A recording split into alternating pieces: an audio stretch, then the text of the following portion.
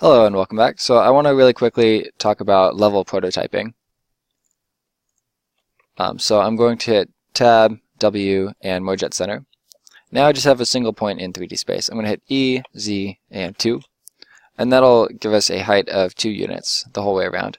Now I'm going to select both vertices, E to extrude, and now I want to make sure that I'm using exact distances so that everything lines up in the end. So I can either hit X and 2, or I can simply middle click the mouse wheel and then hold Control. And now I'm snapping in 1 unit increments. And so I'm just going to quickly go around and make some walls.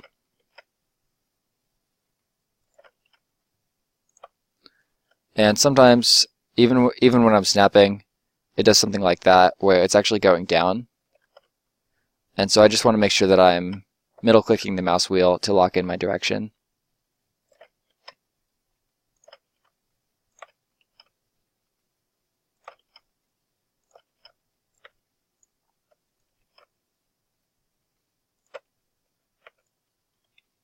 And now I can just create a face here.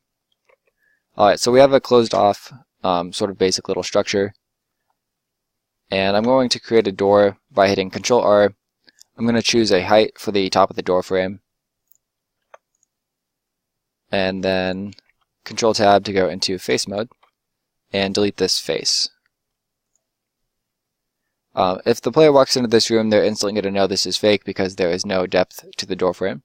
So I'm going to add a solidify modifier and bring up the thickness to about there.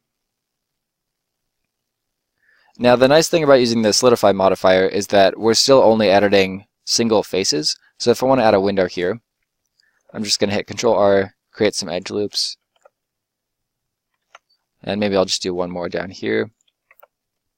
Face, and delete faces. So that gave us a window with a frame. And now if I want to edit this, I just take the single edge here and move that around. And I could even take the whole ring and determine like a specific height for all the windows. So now if I want a second window here, just take that face and delete it. So this is a really quick way to go about level design. I really like it.